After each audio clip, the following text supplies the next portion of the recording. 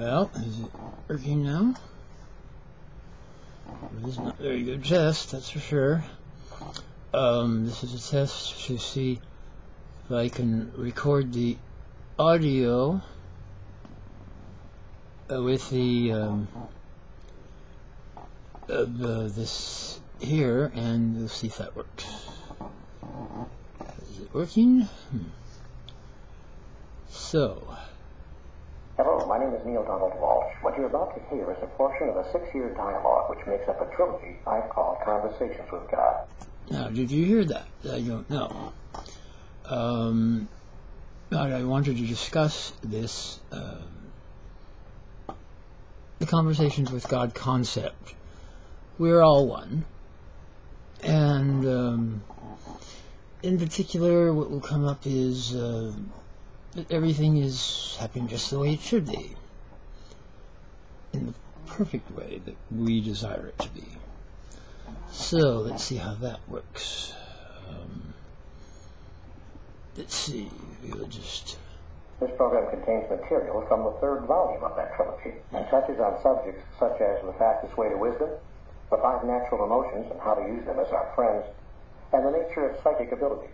Also in this volume is a discussion of the origin of the myth of Satan and a wonderful clarification of the nature of time and how all things are happening at once. Now that's an interesting one. It's been said that everything that has happened is already happened, and will happen again. And a friend of mine said it in this way, that time is an illusion.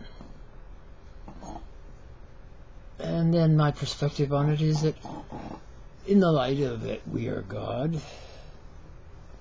One of my pet theories was that, not theories, we can do something that God can't. But since I believe that we are God, and He is doing it, so in fact, that's why He's doing it, or that's why this is. Boy, that doesn't make much sense. But you see, we could do something that God couldn't, as far as we could experience time. And from the idea and belief that He's omnipotent and all-knowing and all-seeing, really takes the fun out of it, you see.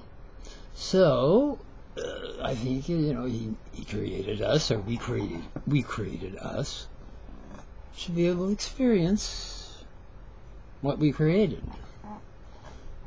It sounds like a circle chasing itself as far as why we created ourselves, because we created ourselves. Now, we wanted to experience ourselves. So really that gets down to it a little better, I think. We wanted to experience ourselves. And so, to do that, needed, what is the full specification of ourselves? What is the full range of what we are? Well, maybe we don't really know. Or maybe if we're infinite, then that's another reason why. Because we're infinite, that means that we want to explore our infiniteness. So that really means that that's why there's so much variety. That's why there's so many questions. That's why that's pretty good, I think, in a way. Yeah, that the assumptions of what I'm trying to work from a limited